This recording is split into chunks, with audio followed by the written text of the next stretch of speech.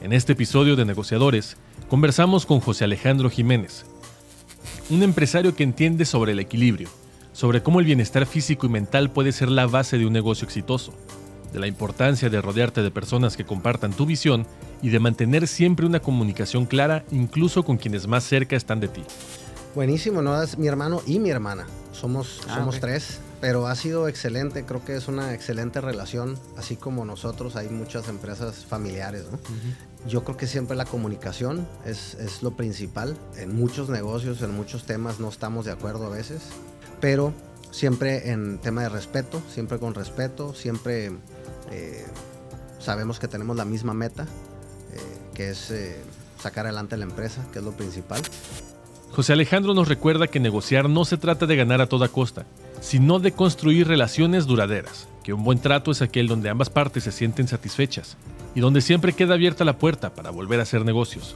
Siempre alguien tiene que ceder un poco más, ¿no? Es casi imposible, yo creo que casi una mentira el que toma, es que siempre en mis negociaciones yo dejo a la contraparte 100% cómoda o a gusto. Yo creo que no es así, pero siempre es mucho mejor, ¿no? Que terminar tú en un 90% de satisfacción y la otra persona en 10%, pues no son buenos negocios, ¿no? No considero que construyes algo de esa manera.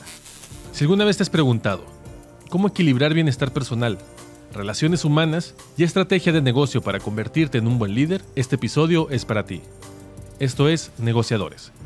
Bienvenidos. Alejandro, buenas tardes, ¿cómo estás? Bienvenido al podcast Negociadores. Excelente, muchísimas gracias por la invitación. Un gusto estar aquí. Gracias por aceptar la invitación. Estoy seguro que a mucha gente le va a servir y le va a gustar, sobre todo con toda la experiencia que tienes en el ramo inmobiliario, pero también en el ramo empresarial. Me gustaría empezar, Alejandro, sé que eres empresario y emprendedor aquí de Tijuana, que fuiste líder del sector inmobiliario en Canadevi, que eres director general de Grupo Innovi, pero dime tú, ¿quién es Alejandro Jiménez en tus palabras? Pues, ahora sí que algo muy sencillo. Soy un tijuanense, emprendedor. Aquí nací, aquí crecí, aquí soy, aquí hago negocios y me encanta mi ciudad. Vi que tienes una frase que te gusta mucho, de hecho lo vi en tu semblanza, que dice, "Dreams without goals are just dreams". ¿Por qué la usas tanto o por qué es importante para ti? Fíjate que me gusta mucho esa frase de Denzel Washington. Bueno, por lo menos a él se la escuché en algún video, ¿no? Sobre todo en este tiempo, en esta era, con la juventud, con todos los muchachos, siempre todos tenemos sueños. Y ahorita los muchachos, creo yo, son muy soñadores. Pero al final del día, si esos sueños no los aterrizas, no tienes metas precisas de cómo llegar a esos sueños, pues simplemente van a acabar en sueños, ¿no? Exactamente. En tu día a día, ¿tú sueles planear tus objetivos, tus metas? Totalmente. Creo que las metas, entre más grandes sean, en más pedacitos las debes de dividir. De otra manera no son alcanzables. Metas grandotas se dividen en pedacitos y vas cumpliendo pedacito por pedacito. Inclusive, pues hay muchos, me gusta mucho leer, me gusta ver videos, me gusta aprender de todo tipo de personajes, ¿no? Y hay muchos personajes que mencionan eso, ¿no? Uno de ellos es el Elon Musk, que es el de Tesla, que él tiene una concentración tan importante en lo que sabe que tiene que hacer durante el día, ¿no? Y uno pensaría a veces que son pues 3,000 cosas en un día para él, ¿no? Pero él dice que él se concentra específicamente en 1, 2 o 3 temas importantes. O sea, no hace 1,000, hace 1, 2 o 3, pero los hace bien. Y no descansa y no termina el día sino hasta que no los aterriza, ¿no? Entonces, pues eso va encaminado al tema de las metas, ¿no? Totalmente. De hecho, hay ciertos esquemas que se manejan incluso para el tema de los propósitos de año nuevo, ¿no? Donde de repente te dicen no te pongas tantos, ¿no? Porque si no te vas hasta frustrar de no poderlos lograr. Sí, claro. Y qué importante el enfoque, ¿no? Y tratar de nuestras metas, pues canalizarlas lo mejor posible o limitarlas a las que realmente podemos cumplir. Sí, claro. Y sobre todo escribirlas o ponerlos en un lugar donde podamos saber que ahí están, ¿no? Exactamente. Oye, Alejandro, antes de empezar a hablar de negocios y de negociación, platícame de algo que haces fuera del trabajo y que nadie sepa a lo mejor de ti, o que poca gente lo sepa. Híjolas, buena pregunta. Qué bueno que me dijiste que no me ibas a pasar las preguntas que iban a ser sorpresa. Híjolas, ¿sabes qué? En general soy muy básico, soy una persona muy básica, no... híjolas, a lo mejor soy muy... con mi vida personal yo soy muy... A lo mejor no soy tan comunicativo con mucha gente. Mi familia o mis amigos muy cercanos, sí. Pero a lo mejor algo que no sepan mucha gente de mí, que hago en mi vida personal, pues es estar mucho tiempo con mis hijos. Okay. Me encanta estar con mis hijos. Los fines de semana yo soy el que estoy empujando más ahí en mi familia y soy... hiperactivo, entonces me pica la casa, no puedo estar, yo creo que ni 40 minutos sentado en un sofá viendo la tele. Yo creo que es demasiado y me gusta mucho salir a hacer actividades con mi familia, ¿no? Creo eso. Me pasa lo mismo, fíjate. Yo también, y de hecho mi esposa a veces me dice, oye, ¿no puedes estar tranquilo? Digo, pues es que también me pica, ¿no? Como que quiero aprovechar, ¿no? El tiempo, sí, claro. La vida, no sé, ¿no? Haces triatlón también, ¿no? Fíjate que... triatleta se le puede decir, ¿no? Sí, pudiéramos pensar que o a veces pareciera que me dedico a eso o le dedico mucho tiempo, pero lo hago más como una meta. Como una meta. En el 22 me puse una meta. Se puso un poquito de moda yo creo que en los últimos 5 o 7 años, el tema de los triatlones, ¿no? Los Ironmans. Y el 22 de la nada me quise poner una meta. A veces me pasa a mí que todo fluye bien, gracias a Dios, en tu vida. Y eso me pone como en alerta, ¿no? Entonces digo, no, como que caes a veces en un estado de confort. Y me gusta siempre estar pues tratando de mejorar en cualquier aspecto, ¿no? Y el tema de estar enfocado en un evento, como puede ser un triatlón, te limita a que tu tiempo seas muy específico en el día, la semana, qué es lo que vas a hacer, ¿no? Entonces me puse una meta en el 22 de hacer un medio Ironman, que se le llama un 70.3. Y ese lo hice en el 22, en noviembre del 22. Empecé como en febrero, marzo, de cero. Digo, tan de cero que no sabía nadar, ¿no? Pero como dice el dicho, ¿no? Tú aviéntate al vacío y en el aire irás construyendo el puente, ¿no? Y así le hice. En febrero empecé a nadar, porque no sabía nadar. Digo, como cualquier persona en una alberca, pues a lo mejor ahí no te ahogas, ¿no? Pero una cosa es estar en una alberca chapoteando a nadar 2 kilómetros, ¿no? Que es casi lo que me iba a tocar nadar. Y pues empezar de cero y eso la verdad es de que es algo que te saca de tu área de confort, te pone en posición incómoda, bastante incómoda, y eso te hace, creo yo, crecer en muchos aspectos, ¿no? Y sí, al final del día lo saqué adelante, gracias a Dios. En ese evento te dan 8 horas y media para que hagas el triatlón y la verdad es de que entre que estaba lastimado y lo que tú quieras, pero lo saqué en 8 horas. Ok. ¿Y te gustó? ¿Ya le seguiste? Me gustó mucho como meta, no tanto como deporte. No me considero un triatleta. Me gusta correr, me gusta siempre estar activo, siempre hacer ejercicio, a lo mejor ir al gimnasio. Siempre me gusta estar activo, pero no me considero así un deportista, un triatlonista propiamente, ¿no? Me gusta ese tipo de eventos, sí me gustan. No lo hago tan seguido. Ese año hice, pues como decimos, ¿no? Las metas pues las tienes que ir cumpliendo paso a paso. ¿Para qué? Para que, pues son a veces como dulces, ¿no? Yo los considero, ¿no? Entonces, ese año yo tenía el medio Ironman y hice un sprint, que es algo muy chiquito. No me acuerdo, pero creo que nadas 200 metros o algo así, y bicicleta, no sé si 20 kilómetros, y algo así, ¿no? Y lo hice. y luego después del sprint hice creo después de ahí sigue un olímpico, y ya después hice el medio Ironman, ¿no? ¿Consideras que esa dualidad, el hacer ese deporte de alto rendimiento con tu actividad empresarial, te permite a lo mejor tener mejores resultados? Totalmente. Totalmente. Te comentaba que este tipo de actividades son muy demandantes, ¿no? Sobre todo un evento así como un Ironman, ¿no? Son muy demandantes. Entonces, por decir, este año, que estamos platicando el otro día, ¿no? Este año me puse la meta de hacer lo que le llaman un full o un Ironman completo, ¿no? Ese lo voy a hacer, si Dios quiere, en noviembre de este año, o sea, en 2 meses. Okay. Y volvemos a lo mismo, no lo hago porque me encanten los triatlones, ¿no? Lo hago porque fue una meta que me puse al principio del año. Uh-huh.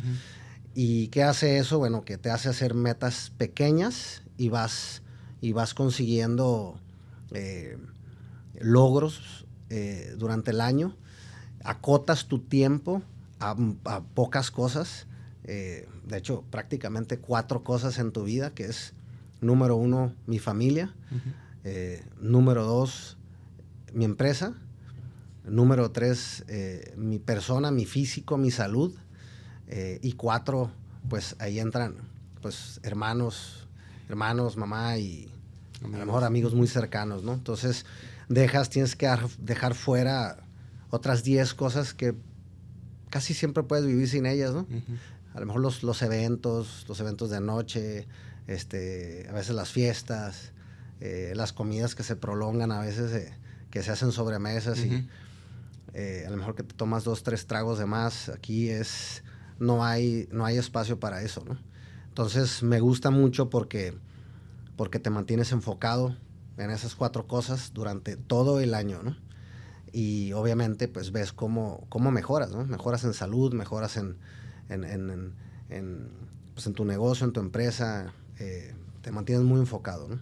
Totalmente de acuerdo. Es algo que yo he visto en empresarios como tú que cuidan mucho su persona en temas de hacer ejercicio, su alimentación y todo, y te das cuenta cómo sobresalen, ¿no? Cómo claro. A lo mejor son personas que están un poco más completas en cuanto a más balanceadas, ¿no? Claro. No tan inclinadas hacia una parte nada más, porque hay gente que se va workaholic y puro trabajo y descuida su persona, sí, y claro. su físico y todo.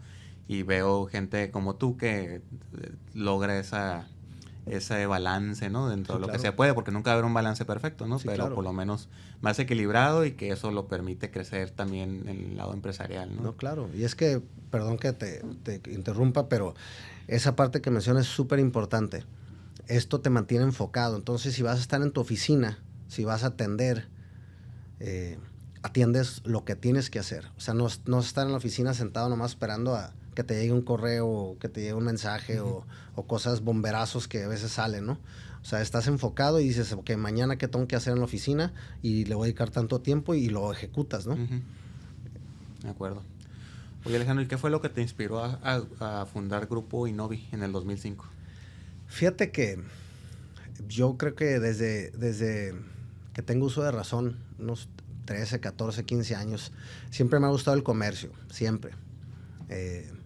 Desde puestos en el Swap Meet, ropa, vendí muchas cosas desde chamaco, ¿no? Muchos negocios que fui ahí emprendiendo, algunos buenos, unos malos, unos más o menos, ¿no? Pero en el 2005 yo ya tenía 27 años y quería arrancar un negocio relativamente formal, algo con el que yo me viera en un futuro a mediano o largo plazo funcionando, ¿no?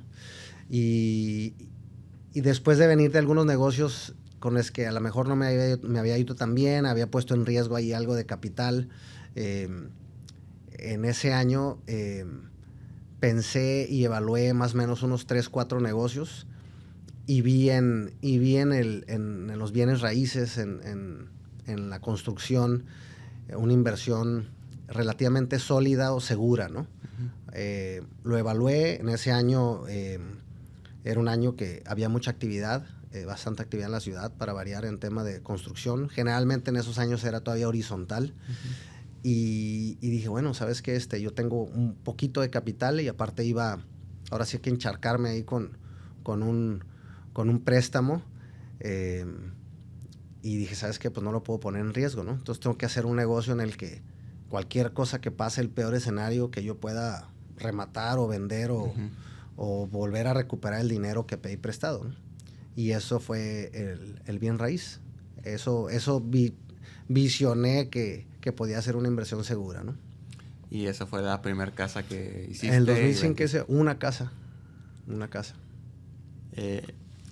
¿Cuál consideras tú que sea el diferenciador, tú como desarrollador inmobiliario, en este caso en Grupo Innovi, contra otros desarrolladores de la región o del país? O sea, ¿cuál crees tú que sea tu sello como empresario, como desarrollador? Pues yo creo que a lo mejor nuestros clientes serían los que pueden ahí juzgar un poco más, pero considero yo que le damos una seguridad a nuestros clientes, nuestros inversionistas, las personas que confían en nosotros y nos compran un bien inmueble, un patrimonio. Creo que esa confianza parte se debe a la seguridad que les transmitimos, ¿no? En relación a que su patrimonio, su inversión va a estar segura. Y gracias a Dios, pues desde el 2005 a la fecha, 20 años, tenemos un 100% de nuestros proyectos que hemos desarrollado, ¿no? Afortunadamente, ya sea positivo o negativo, o vayamos a salir ganando o perdiendo en un proyecto, pero siempre terminamos. Uh-huh. Siempre ejecutamos las obras, siempre entregamos y siempre le cumplimos a nuestros clientes. Es algo importante, sobre todo hoy en día, ¿no? Que sí, claro. Hay tanto proyecto inmobiliario, sobre todo aquí en Tijuana, ¿no? Sí, claro. ¿Tú cómo visualizas el sector inmobiliario en Baja California en base a tu experiencia? Sobre todo que fuiste también líder del tema de vivienda. Pero ¿cómo visualizas ahorita en el 2025 al sector inmobiliario? Fíjate que muy bien, en general considero que este año es un año de ajustes en general en la economía, ¿no? Ahorita con el tema de esta nueva administración con nuestro vecino del norte, los ajustes, tema de tarifas, todo lo que se está haciendo, considero que este es un año de ajustes, ¿no? Ahorita próximamente ya se va a empezar a renegociar el tratado, el TMEC famoso, uh-huh. ¿no? Entre México, Estados Unidos y Canadá, y todo eso lo considero un año de ajustes. Aquí en la ciudad, pues veo la economía en general pues un poquito errática. Hay meses buenos, meses más o menos, meses malos, y yo creo que es en general, no nada más el bien raíz. En el bien raíz en específico, pues ha habido ajustes en tema de rentas, en tema de ventas. Creo que todas las empresas que nos dedicamos a esto nos tenemos que poner más creativos, escuchar mejor a nuestros clientes, saber qué es lo que quiere nuestro cliente para saber cómo ejecutar nuestros próximos proyectos, ¿no? De acuerdo. Sí, yo creo que la clave está ahí, ¿no? Saber entender el mercado, ¿no? Sí, claro. Estuvimos en un foro donde coincidimos la semana antepasada de AMPI, donde básicamente hablaban sobre incluso cómo a los nuevos compradores o a los nuevos arrendatarios buscan otras diferentes tipos de necesidades, como a lo mejor un gimnasio, no tanto a lo mejor no quieren un bar, quieren un lugar, porque ya las nuevas generaciones no están tomando tanto, ¿no? Sí, claro. Entonces, ¿qué importa? Se me hizo bien interesante escuchar cómo van cambiando las tendencias, sobre todo acorde a los que están ahora comprando viviendas, sí, claro. ¿no? Algo antes de entrar a temas de negociación, Alejandro, que es el tema medular de este podcast, me gustaría preguntarte cómo ha sido trabajar con tu hermano, porque me ha llamado mucho la atención, de lo que tengo de conocer de esa comunicación, esa sinergia que haces con tu hermano. Quería preguntarte cómo ha sido trabajar con él. Buenísimo, ¿no? Es mi hermano y mi hermana. Somos okay. Tres. Okay. Yo soy el más chico, pero ha sido excelente. Creo que es una excelente relación. Así como nosotros, hay muchas empresas familiares, ¿no? Uh-huh. Yo creo que siempre la comunicación es lo principal. En muchos negocios, en muchos temas no estamos de acuerdo a veces. Siempre tratamos, ahora sí que, negociar y platicar y ver cómo sacar el mejor provecho, pero siempre platicándolo. Como te digo, a veces no estamos de acuerdo en 100% de las cosas, ¿no? Y eso, pues, yo creo que en cualquier lugar. Pero siempre en tema de respeto, siempre con respeto, siempre sabemos que tenemos la misma meta, que es sacar adelante la empresa, que es lo principal. Y con esa meta en común, los tres, siempre, la verdad que siempre llegamos a un punto de acuerdo, ¿no? Entonces, ha sido un placer, un gusto trabajar con mis hermanos desde hace 20 años, ¿no? Qué padre, felicidades. Gracias. Alejandro, para ti, ¿qué es negociación, en tus palabras? Pues en palabras muy coloquiales es llegar a un punto de acuerdo entre dos partes o más partes en el que se llega a un beneficio adecuado, un beneficio para todos, ¿no?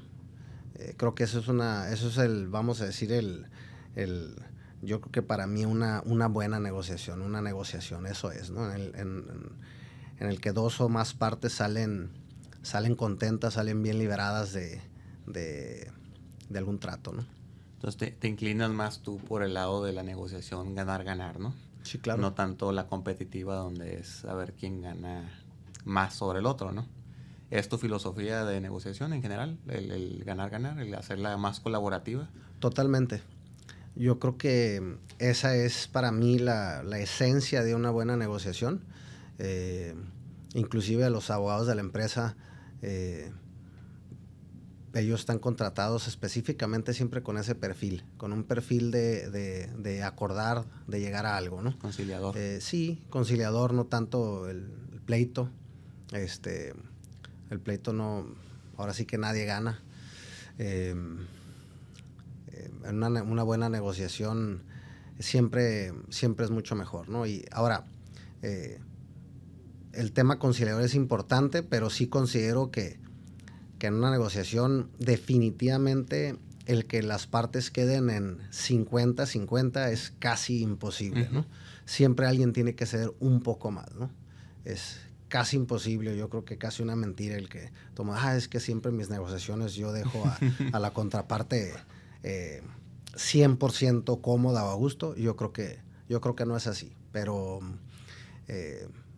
siempre es mucho mejor, ¿no? Que terminar tú en un 90% de satisfacción y la otra persona en 10%, pues no son buenos negocios, ¿no? No considero que construyes algo de esa manera. Exactamente. Sí, de hecho yo creo que una parte importante en las negociaciones, cuando vas con esa visión de ganar-ganar, es que muchas veces a lo mejor en esa negociación no vas a ganar tanto, pero seguramente va a ser la semilla que siembre y que después vas a cosechar en una relación de mediano o largo plazo, ¿no? Claro. Yo platicaba recientemente en una conferencia que me ha tocado casos donde en un arrendamiento a lo mejor donde el arrendador cedió un poco en la renta, donde a lo mejor no era lo más conveniente, pero cedió un poco, pero al mediano o largo plazo terminó consiguiendo 10 arrendamientos más de esa empresa, ¿no? Claro. Cómo tener esa visión de decir, a lo mejor en esta no gano tanto, pero prefiero ganar poco, pero en muchos negocios diferentes, ¿no? Sí, claro. Entonces yo creo que tiene uno que tener esa habilidad, sobre todo como empresario, de saber hasta dónde puedes mover ahí el tema de ceder, ¿no? Ceder entre comillas, ¿no? Sí, claro, Luis. Eso es súper importante, pero inclusive hasta a veces no pensando en que hagas más negocios con la misma persona, la misma empresa. Vamos a decir que haces nada más uno. Y en esa negociación sales 50-60, 60-50, pero que ambas partes quedan cómodas. Muchas veces esa misma persona, ahorita esta ciudad es grande, pero al final del día es chica en el tema empresarial, en el tema de negocios. Se empieza a conocer o se empieza a saber en el mercado, en los negocios, que eres una persona justa, ¿no? Y eso te ayuda mucho, porque la gente te busca o quiere hacer negocios contigo, o prefiere hacer negocios contigo porque saben que eres una persona justa, ¿no? Totalmente de acuerdo. ¿Cómo influye e importa tu marca personal y sobre todo tu reputación, ¿no? Tu nombre. Claro. Totalmente de acuerdo. ¿Tú te consideras un buen negociador? Híjolas, sería un poquito, a lo mejor egocentrista pensar que soy muy buen negociador. Yo me considero, creo que promedio, bien, normal, un negociador promedio, yo creo.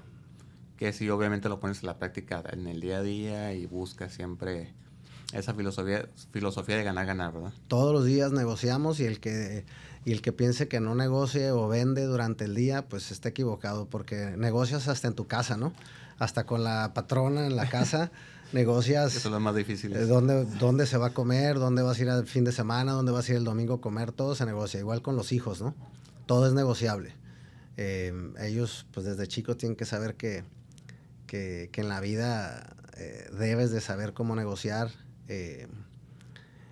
y a veces saber que no el 100% de las veces las vas a ganar, ¿no? Sí, hay un número por ahí que dice que negociamos en promedio 40 veces al día. Al inicio a mí se me hacía un poquito exagerado, pero luego caí en cuenta que pues, en la mañana, tan solo los que tenemos hijos, ahí ya te quemaste las 40 negociaciones, yo creo, ¿no? Sí, claro. Llevarlos a la escuela, que el lonche, que la comida, que con la esposa.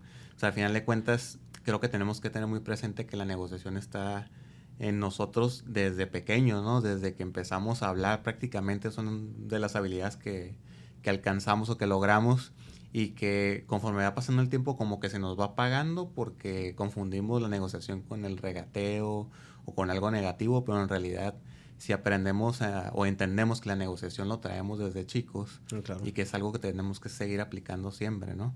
Para mejorar nuestra vida personal y profesional, ¿no? Sí, claro. Fíjate que en esa misma relación que me preguntas por mis hermanos, que tenemos una excelente relación, yo trato de aplicarlo con mis hijos, ¿no? El tema de la negociación. Siempre, ya sabes, ¿no? Tengo 3 hijos, gracias a Dios, y 2 de ellos son cuates, van a cumplir 10 años. Okay. Y siempre, pues ya sabes, siempre discuten, siempre por algo pelean, ¿no? Y siempre vienen conmigo y, oye, me hizo esto, me hizo el otro. Y siempre les digo, oye, que me quitó esto, me quitó esta parte, que yo quiero el iPad, que yo quiero la computadora o la televisión. Yo les digo, a ver, resuélvanlo entre ustedes. Si entre ustedes no lo pueden resolver, entonces yo voy a entrar, pero no les va a gustar. Entonces más vale que lo resuelvan entre ustedes. Y desde ahorita siempre trato de inculcarles eso, ¿no? Totalmente. Resuélvanlo entre ustedes. ¿Para qué? Para que se acostumbren a siempre estar resolviendo problemas, ¿no? Totalmente. Y más que ellos son hermanos, ¿no? Sí, ¿no? Sobre todo por su relación como hermanos, sí, pero claro. Segundo porque en su vida diaria sí va a ser, ¿no? Sí, claro. Al final de cuentas. Yo platicaba hace poco una anécdota de que uno de mis hijos, Emiliano, que tiene 12 años, quería un perrito, ¿no? Ya teníamos un perro en la casa, le dijimos que no varias veces. Total que el chamaco se le ocurrió, astutamente, agarrar su teléfono, entrar a su ChatGPT, porque ya tiene ChatGPT. Lo he ido formando para que lo vaya entendiendo, ¿no? O sea, agarró ChatGPT y le empezó a meter información de, a ver, ¿cómo le puedo hacer para que mis papás me dejen comprar un perrito? Entonces ChatGPT le dio muchas ideas, ¿no? Y eso lo descubrí yo después, ¿no? Ajá. Porque le reviso el teléfono y veo que él tenía alimentada esa información, ¿no? Total que se salió con la suya y le terminamos comprando su perrito, ¿no? Hizo todo lo que ChatGPT le recomendó y supo cómo llegarnos, ¿no? Desde ahorrar dinero, comprometerse. Le llegó primero a la mamá, convenció a la mamá, que era la voz más difícil, ¿no? Ajá. Y luego ya se fueron conmigo, pero ya era como una decisión tomada, ¿no? Sí, pero sí. Qué interesante cómo desde chicos, si lo terminan aprendiendo o entendiendo, claro, puede ser una maravilla en el futuro, ¿no? Totalmente. Así que ya me toca a mí negociaciones complejas también en mi casa, ¿no? Sobre todo que están escuchando todo el día este tema, ¿no? Sí, claro. Oye, Alejandro, hablando de negociaciones complicadas, platícame de una negociación complicada, pero que haya terminado en buenos términos. Me habías dado un ejemplo en algún momento tuviste una compraventa con 8 hermanos. ¿Nos puedes compartir esa anécdota? Sí, claro. Con gusto. A lo mejor no te puedo dar nombres exactos, pero sí, un trato, yo creo que hace unos 8 años, 9 años. Siempre la empresa pues está en constante búsqueda de predios, de nuevas ubicaciones para nuestros proyectos, ¿no? Nosotros somos una empresa local que nos conocemos por construir dentro de la mancha principal urbana, ¿no? Okay. Casi no construimos a las periferias por el mismo tamaño de la empresa, entonces nos enfocamos en ubicaciones dentro de la mancha principal. Y eso pues conlleva a predios pues cada vez ahorita con el tema de los precios de la tierra, cada vez la tierra está más cara, más compleja.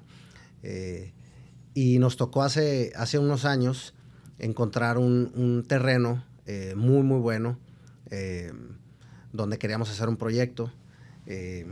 Y el terreno, yo me acuerdo que ya tenían rato promoviéndolo, yo creo que tenían unos año y medio vendiéndolo, ¿no? Y de entrada ahí, pues es un foquito así medio naranja-rojo, ¿no? Que dices, bueno, ¿por qué no lo han vendido en año y medio, ¿no? Muchas veces, la razón es que a veces no están en el precio adecuado, a veces la gente le pone un precio, pero no es el precio de mercado correcto para venderse, ¿no? A lo mejor sí es lo que vale, pero a lo mejor no es el precio correcto para que se vendan a este instante, ¿no? Y no, lo que sucedía con ese terreno es que eran más o menos, eran como 8 o 9 hermanos, y eso era lo complejo y por eso no se vendía, ¿no? Porque llegaban compradores, inclusive llegaban al precio que pedían, y siempre algunos de los hermanos por boicotear o por complicar las cosas, o porque alguno de los otros hermanos no obtuviera el beneficio o el dinero o la venta, pues no se hacía, ¿no?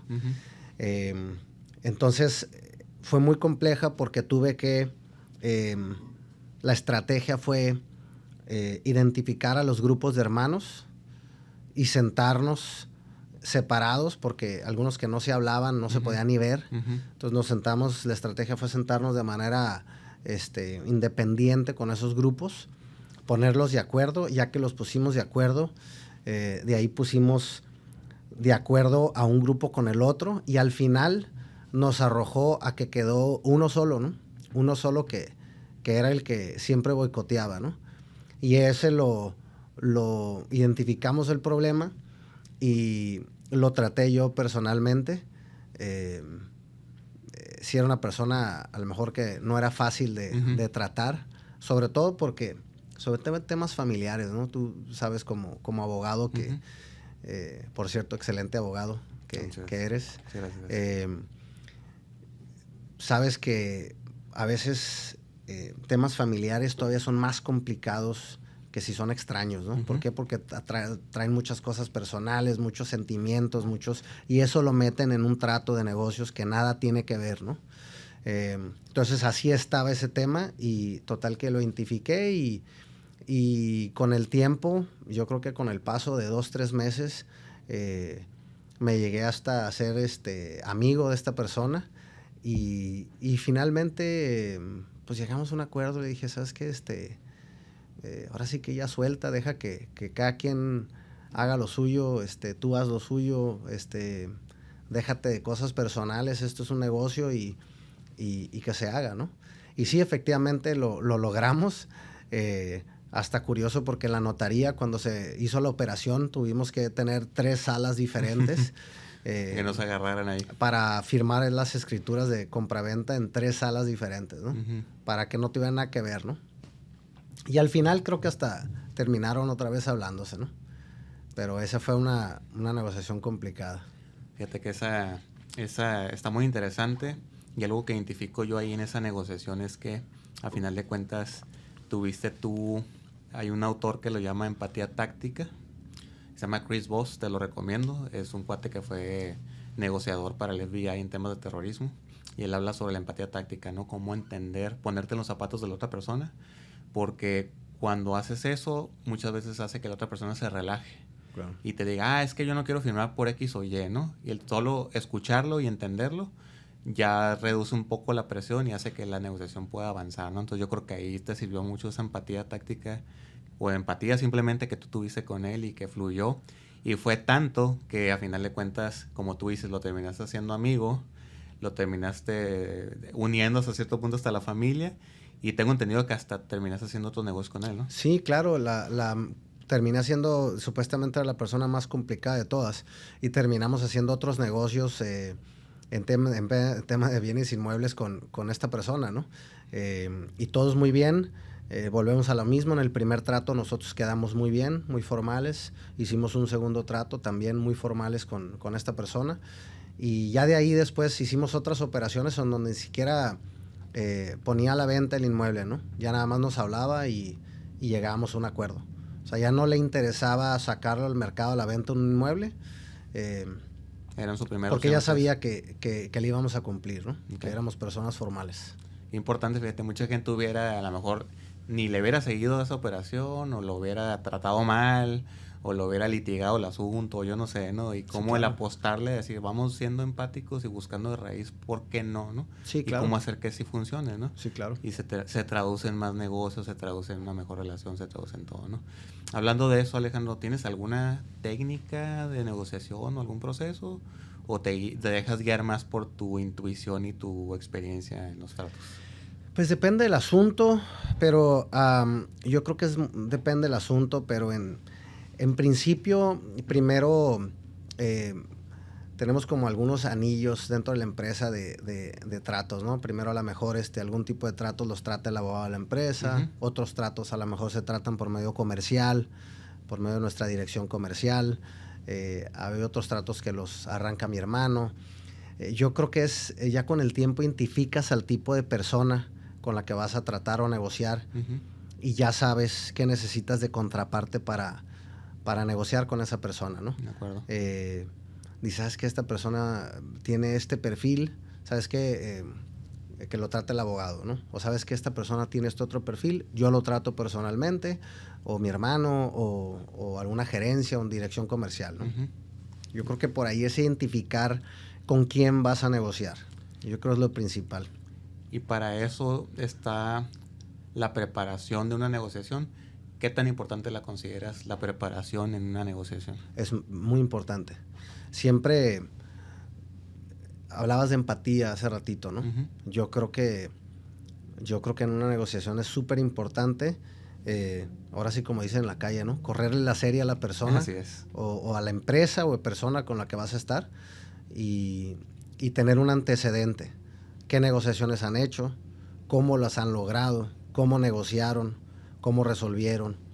Eso te dice mucho de qué es lo que van a hacer, ¿no? Hablábamos también hace unos momentos de el tipo de que se va conociendo en el mercado, el tipo de persona que eres, ¿no? ¿Cómo haces tus tratos? Entonces, pues corres la serie y dices, ¿cómo hace tratos esta empresa o cómo hace tratos esta persona? Ya de ahí tienes un antecedente.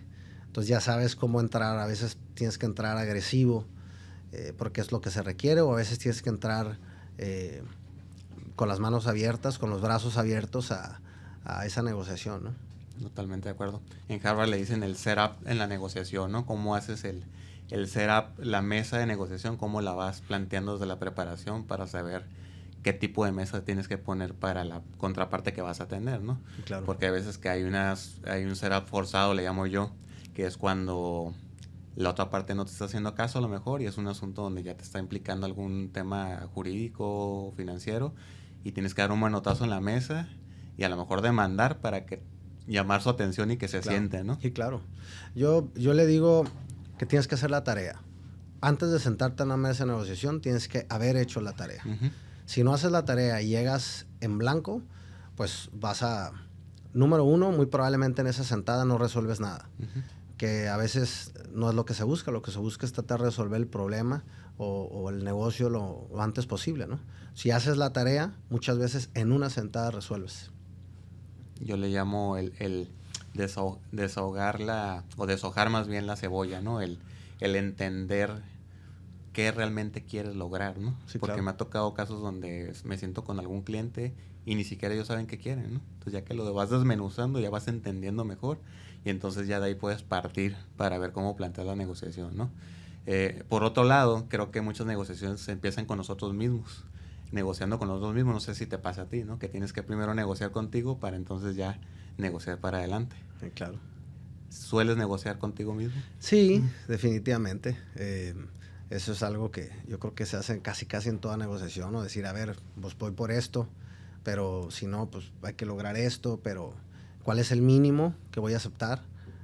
También tienes que saber a veces cuando vas a hacer un negocio, vas a hacer una compra de un bien inmueble, tienes que, por más que te encante, ¿no? Hay a veces propiedades que te gustan mucho, pero tienes que dejar a veces el ego, el sentimiento a un lado y ver fríamente realmente el negocio, porque al final del día esos son números, ¿no? son números y tienes que entender perfectamente bien hasta dónde puedes llegar, ¿no? De acuerdo.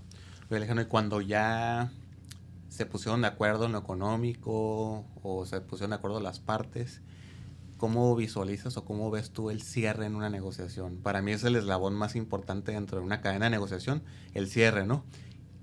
Si metes a un abogado o no lo metes. O sea, ¿cómo lo ves tú de ese último paso donde yo le llamo es como poner la cherry en el pastel?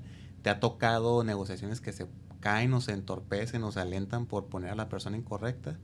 ¿O cómo ves tú un cierre en la negociación? ¿Lo consideras también lo más importante? Pues en muchas de negociaciones ahora sí que es por escrito, ¿no? Uh-huh. A veces se platican muchas cosas durante el transcurso de una negociación, pero yo creo que el cierre es clave porque ahí es donde prácticamente pactas y lo platicado. Hay ocasiones en que en una negociación no está tan cómoda la contraparte con ciertos temas, pero pues tienes que cerrarlo, tienes que tratar de cerrarlo. Por eso decía yo que en muchas ocasiones, a veces en la primera sentada es tratar de resolverlo o resolver la mayor parte. Uh-huh. Y eso ponerlo por escrito para que ya no se quede en el aire, para que no la otra contraparte después se quede pensando y no, pues mejor esto, no, pues mejor el otro, ¿no? Entonces, si se puede resolver en una sola sentada, es lo mejor. Que no siempre los negocios son así, ¿no? Uh-huh. Sí, totalmente. De hecho, la ahorita que decías de dejarlo documentado, hoy en día con el WhatsApp y con otras herramientas es muy común que se quede en un mensaje, ¿no? Me ha tocado en situaciones donde llegan acuerdos que no se traducen en un documento. Sí, claro. Y que por lo tanto luego están batallando, ¿no? Las Sí, partes claro. para ejecutarlo o forzarlo, ¿no? Sí, claro, definitivamente. O sea, yo les digo, lo que vayas a hacer, documentalo y que sea el vehículo jurídico correcto, ¿no? Que sea a lo mejor lo más sencillo posible para que sea fácil de ejecutar, ¿no? Sí, Porque claro. de nada sirve meter a lo mejor al abogado con más experiencia, pero que te va a querer meter un contrato de 100 hojas. Sí, claro. Y que al rato te va a entorpecer la negociación, ¿no? Sí, totalmente. ¿Tú qué tanto le das ahí juego a los abogados? Bastante. La verdad es de que te platicaba hace un momento que a mí me gusta mucho el perfil de los abogados negociadores, más que litigantes. Digo, sí, en los asuntos debes de tener buenos abogados litigantes, pero creo que con un perfil negociador, conciliador, siempre es lo mejor, ¿no? Uh-huh. La verdad es de que es raro que nosotros demandemos o que nos demanden, ¿no? Uh-huh. Prefiere siempre llegar a un buen acuerdo. De acuerdo contigo. Oye, Alejandro, pasándonos a temas más personales, ¿cuál consideras tú que es tu misión en esta vida? Ay, jolas, ya nos pusimos muy filosóficos. Muy filosóficos, porque yo creo que la misión en esta vida, pues pudiéramos decir tan coloquial o vagamente, es que venimos a ser felices, ¿no? Pero yo creo que tiene mucho cierto que venimos a ser felices. Sin embargo, creo también que debemos de siempre dejar una huella, ¿no? Y dejar huella no siempre necesariamente tiene que ser en algo físico, uh-huh, en algo material. Dejar huella puede ser dejar huella en nuestros hijos de una manera positiva, dejar huella en la sociedad. Yo creo que a eso me considero que viene esta vida, ¿no? Principalmente ahora sí que a ser feliz, a desarrollarme positivamente en este mundo y, uh-huh, y venir a contribuir y a hacer algo positivo, ¿no? De acuerdo, totalmente de acuerdo. Hace poco platicábamos de los miedos, y ahorita hablábamos del negociar con tus miedos, ¿no? Pero hace días hablábamos del miedo al fracaso. Coincidíamos tú y yo que es el miedo que más nos paraliza y que está más presente en nuestras vidas, ¿no? Uh-huh. El miedo a fracasar. ¿Cómo le haces tú para lidiar con ese miedo a fracasar? Sí, claro. Fíjate que una vez leí un libro en donde mencionaba que un especialista, ¿no? Un especialista, no me acuerdo si era científico o era un médico, decía que nosotros nacemos únicamente con dos miedos a la hora que salimos del vientre de la madre, ¿no? Miedo a los ruidos fuertes y el miedo a caer. Creo que es los únicos miedos realmente con los que nacemos, ¿no? Todos los demás miedos son adquiridos y los vamos adquiriendo a través desde la niñez, ¿no? Hasta nuestras experiencias que vamos teniendo como emprendedores durante los negocios, ¿no? Entonces, entendiendo esa parte, el miedo al fracaso es algo que yo creo que tiene y puede tener a muchos jóvenes, a muchas personas, siempre como dicen en el fútbol americano, en los sidelines, ¿no? Nada más viendo el juego y no entrando a jugar, ¿no? Entonces hay muchos jóvenes, hay muchas personas que no entran, hablando ya de un mundo empresarial, a hacer un negocio, no lo intentan por miedo al fracaso, ¿no? Y eso es uno de los miedos más comunes que ves en muchas personas, y aplicándolo en el tema de negocio, pues eso yo creo que nunca, es así como que nunca estás curado, ¿no? Claro que yo siento miedo, definitivamente a veces sientes temor por hacer algún negocio, por emprender algún negocio nuevo, siempre va a existir. Pero pues hay muchas maneras de cómo trabajarlo, ¿no? Sobre todo al final del día es un tema interno, ¿no? ¿Cuál consideras tú que es el antídoto? Por ejemplo, si esta entrevista la ve algún joven que esté lidiando con eso, o no joven, ¿no? Quien sea, ¿cuál consideras tú que pudiera ser un antídoto para vencer ese miedo al fracaso? Uno de ellos es hacer de una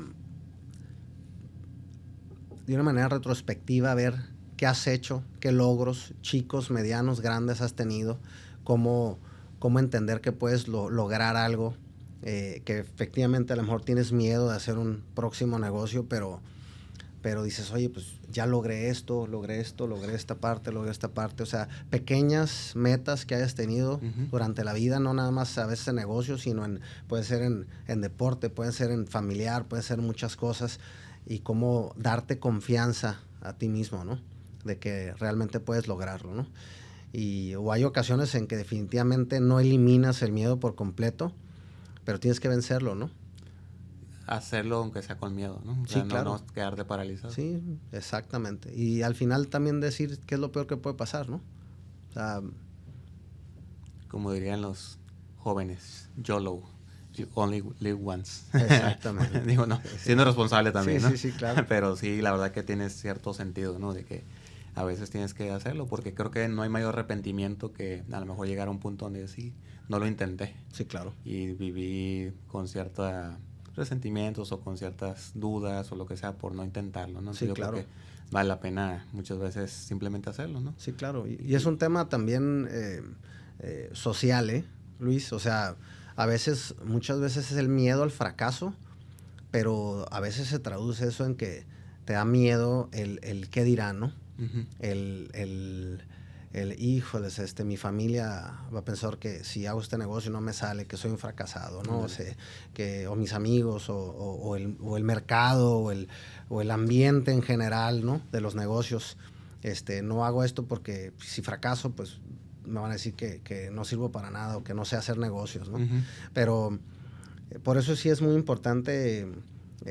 A mí me gusta mucho leer, ver videos, me gustan mucho las biografías, y en mi lectura de algunas biografías entiendes cómo muchos personajes durante la historia, no únicamente en negocios, pero muchos personajes han fracasado infinidad de veces, ¿no? Sí. Hay desde personajes en la historia en tema de política, o en tema de ellos, ¿no? Exacto, o en tema de negocios también, como muchos empresarios que ahorita son increíblemente exitosos han fracasado y han ido a la quiebra 2, 3 veces, ¿no? No una, ¿no? Entonces, la única manera, se escucha a lo mejor muy romántico, ¿no? Pero la única manera que fracasas es que no lo intentes. Es la única manera realmente que vas a fracasar, el que no lo intentes. Es parte del proceso, ¿no? Es correcto. Ya hablabas de Elon Musk hace rato, y cuántas veces no Exacto. Fracasó y perdió todo. Sí, claro. Están ahí en una cadena ahí de televisión, ¿no? En Netflix, ahí vamos a hacer un anuncio, ¿no? Está uno de los documentales de una de sus empresas, que es la de los cohetes, ¿no? SpaceX. Como menciona ahí que ya no me acuerdo cuántas pruebas llevaba ya del cohete ese famoso que quería mandar a órbita y que regresara y que aterrizara, ¿no? Que el logro era que ese mismo cohete se utilizara varias veces, ¿no? Porque sale muy caro mandar un cohete y que al regresar se destruya, ¿no? Y volverlo a hacer, ¿no? Entonces, pues creo que en la última ya decía, ya no, o sea, no tenía más dinero, ya se había gastado todo lo que tenía después de haber vendido una empresa muy exitosa, y creo que era su última prueba. Y decía, yo no tenía dinero para volver a hacer otra, ¿no? Y en esa última le funciona, ¿no? Y dices, bueno, pues si a una persona así, imagínate, después de haber vendido una empresa y tener en la cuenta de banco suficiente para, seguro, ¿no? para 4 generaciones y seguir emprendiendo y él arriesgarse y no tener miedo a perderlo todo, pues imagínate uno como mortal, ¿no? Exactamente. Y Alejandro, tienes 2 hijos. 3. 3 hijos. 3, sí. ¿Qué te han enseñado tus hijos y qué legado les quieres dejar? Fíjate, pues me han enseñado, todos los días les aprendo algo distinto, ¿no? Me enseñan muchísimo todos los días, me enseñan a cómo dejar muchas veces tenemos muchos perjuicios, miedos, hablábamos de eso, muchas cosas que vas adquiriendo durante tu vida, ¿no? Y creo que mis hijos, los niños, son tan libros abiertos, tan naturales en todo lo que hacen, que te hacen desarmarte, ¿no? Entonces, me enseñan todos los días a ser una persona genuina, ¿no? Cuando estoy con ellos, pues eres una persona genuina y todos los días les aprendo algo nuevo, ¿no? La verdad es de que me encanta estar con ellos. Te obligan a quitarte esa capa con la que puedes llegar a, soy el director general, soy el empresario, con ellos eres su papá y punto. Exacto, ¿no? Exacto, y eso a veces es difícil porque vienes del día con 300 cosas en la cabeza, ¿no? Pero cuando estoy con ellos, la verdad es de que te hacen desarmarte, quitarte la capa. Al final del día ellos lo único que quieren es su papá, ¿no? De acuerdo. Si tus hijos te preguntaran qué significa para ti tener éxito, ¿qué les dirías? Yo les diría que el tener éxito para mí es sentirte pleno como persona. Eso es para mí tener éxito, ¿no? Que tú sientas plenitud, que te sientas que te desarrollas día a día en el ámbito que tú quieras, que te sientas pleno contigo mismo, y sobre todo yo creo que el que cada día, aunque sea milimétricamente un granito de arena, pero mejores como persona, ¿no? Para mí es eso. Totalmente de acuerdo. Muy bien. Oye, Alejandro, para finalizar, si te dieran la oportunidad de sentarte por 5 minutos con una persona que ya no está en este mundo, ¿quién sería y qué le dirías? Por eso te dije que no quise ver todos tus podcasts, porque dije, bueno, vamos a dejar las preguntas así para sorpresa. Para que realmente me sorprendan. Híjolas. Pues excelente pregunta. Yo creo que definitivamente sería con Jesús. Okay. Soy una persona católica, creo en Dios, y yo creo que sería sentarme con Jesús. Y pues, híjolas, ¿por dónde empezamos, no? Habría 1000 preguntas que hacerles, ¿no? En 5 minutos, pues ahora sí que trataría de hacerle muchas preguntas, que yo creo que tenemos muchas incógnitas. Y pues ahora sí que saber de su vida y empaparme más, ¿no? Yo creo que sería con él. Muy bien, perfecto. Una pregunta aquí que me surgió, que no te la pregunté. ¿Cómo visualizas a Grupo Innovi en el futuro? Híjolas, yo lo visualizo en un futuro con mucha aceptación de nuestros clientes, de nuestra ciudad, seguir desarrollando proyectos y confianza en nuestros clientes, ¿no? Como te digo, de aquí soy, aquí crecí, aquí invierto en mi ciudad, y aquí queremos seguir, ¿no? Entonces visualizo con una empresa que siga adelante, que siga construyendo proyectos que agreguen valor a nuestros clientes, ¿no? Y como te dije hace ratito, nosotros siempre tratamos de platicar, conversar, saber de nuestros clientes y saber qué es lo que continuamente tenemos que seguir haciendo para poder seguir permanente, de una manera permanente y en el mercado, ¿no? Que ahorita este mercado tan cambiante, pero yo creo que escuchar a nuestros clientes y seguir, ojalá tenemos 20 años y ojalá y Dios nos permita seguir otros 20 años más por lo menos, ¿no? Muy bien. Se dice fácil, pero en esta industria 20 años ya es bastante, ¿no? Sí. Hemos visto muchos pasar y que no aguantan tanto. Es correcto.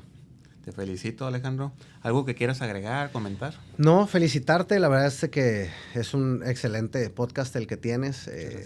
Te agradecerte mucho la invitación, el estar aquí. Espero que a las personas que te escuchan siempre pues les haya gustado y estar a la orden.